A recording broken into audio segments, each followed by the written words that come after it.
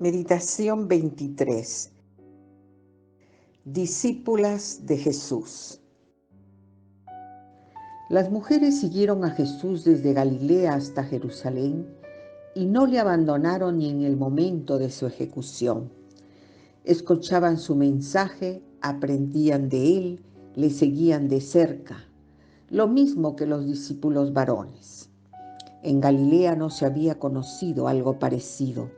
El espectáculo de un grupo de mujeres, en algunos casos sin compañía de sus maridos, algunas de ellas antiguas endemoniadas, siguiendo a un varón célibe que las acepta en su entorno junto a sus discípulos varones, no podía sino despertar recelo. ¿Quiénes eran estas mujeres? ¿Qué hacían entre aquellos hombres? Se dedicaban a servirles, realizando tareas propias de mujeres, como cocinar, preparar la mesa, servir los alimentos, traer el agua, lavarles los pies. ¿Eran discípulas de Jesús en el mismo plano y con los mismos derechos que los discípulos varones? Las mujeres formaron parte del grupo que seguía a Jesús desde el principio. Probablemente algunos lo hicieron acompañando a sus esposos. Probablemente se acercaron ellas mismas atraídas por su persona, pero nunca se hubieran atrevido a seguir con él si Jesús no las hubiera invitado a quedarse. En ningún momento las excluye o aparta en razón de su sexo o por motivos de impureza. Son hermanas, pertenecen a la nueva familia que va creando Jesús y son tenidas en cuenta lo mismo que los hermanos. El profeta del reino solo admite un discipulado de iguales. Conocemos el nombre de algunas, no son las únicas ni mucho menos. María de Magdala ocupa un lugar preeminente, pues viene citada casi siempre en primer lugar, como Pedro entre los varones. Hay un grupo de 3 mujeres que al parecer son las más cercanas a Jesús: María de Magdala, María, la madre de Santiago el menor y de José, y Salomé. Lo mismo que entre los varones hay 3 que gozan de una amistad especial: Pedro, Santiago y Juan. Conocemos también el nombre de otras mujeres muy queridas por Jesús, como las hermanas de Lázaro, Marta y María, que lo acogían en su casa de Betania siempre que subía a Jerusalén y le escuchaban con verdadero placer, aunque al parecer no le acompañaron en sus correrías. Cada vez hay menos duda de que tomaron parte en la última cena. ¿Por qué iban a estar ausentes de esa cena de despedida, ellas que de ordinario comían con Jesús? ¿Quién iba a preparar y servir debidamente el banquete sin la ayuda de las mujeres? Su exclusión es todavía más absurda si se trató de una cena pascual, uno de los banquetes a los que asistían las mujeres. ¿Dónde habrían podido comer la Pascua ellas solas en la ciudad de Jerusalén? En esa casa de la última cena se reunieron siempre los discípulos en esos días, incluso después de la crucifixión de Jesús, pero no solo los 11, sino en compañía de algunas mujeres, de María, la madre de Jesús, y de sus hermanos.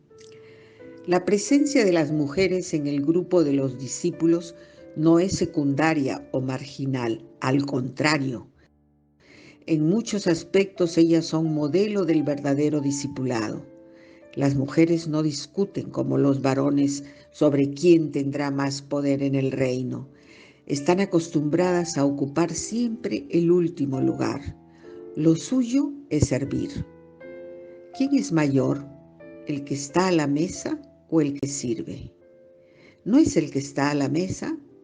Pues yo estoy en medio de ustedes como el que sirve.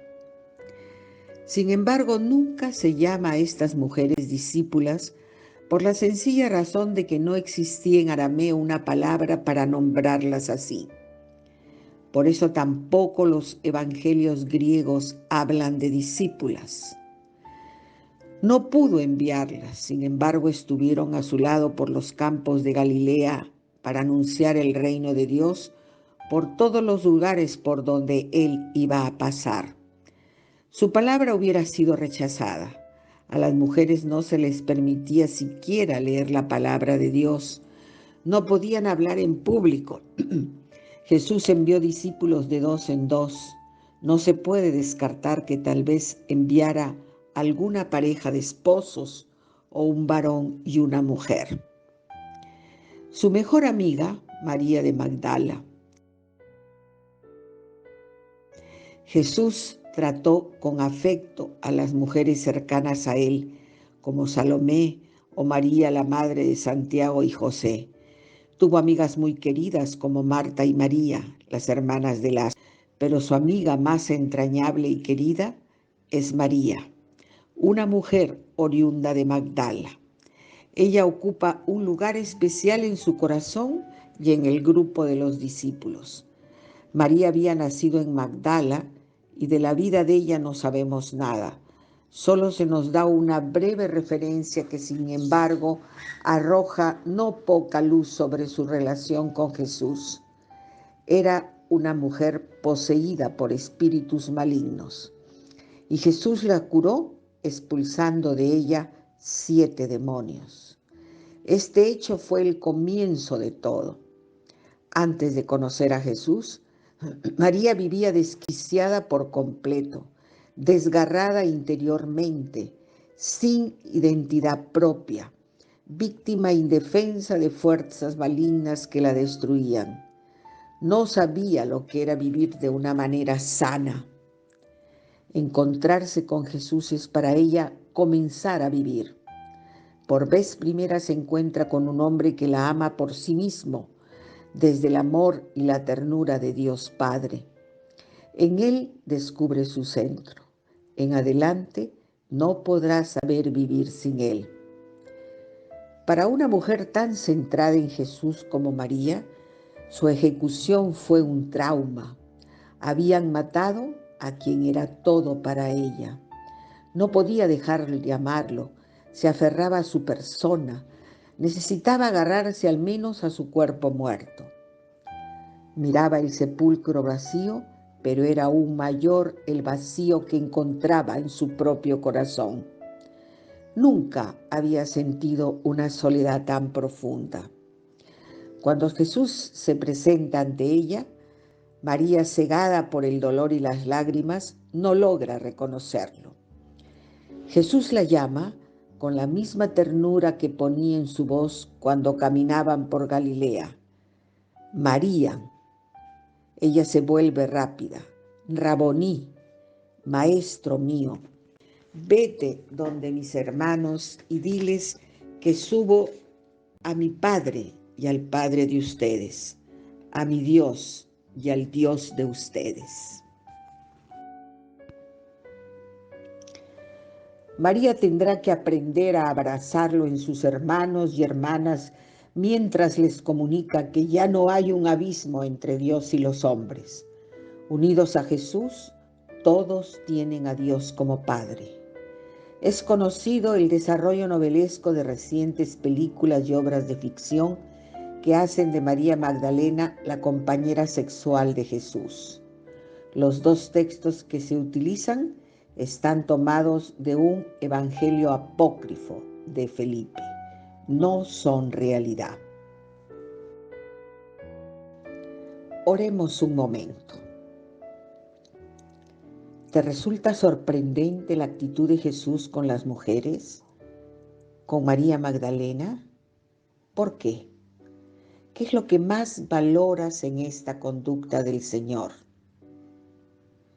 ¿Cómo las defiende? ¿Cómo las trata? ¿Cómo se pone de su parte? ¿Qué hay de valioso en María Magdalena para ser la primera testigo de la resurrección de Jesús?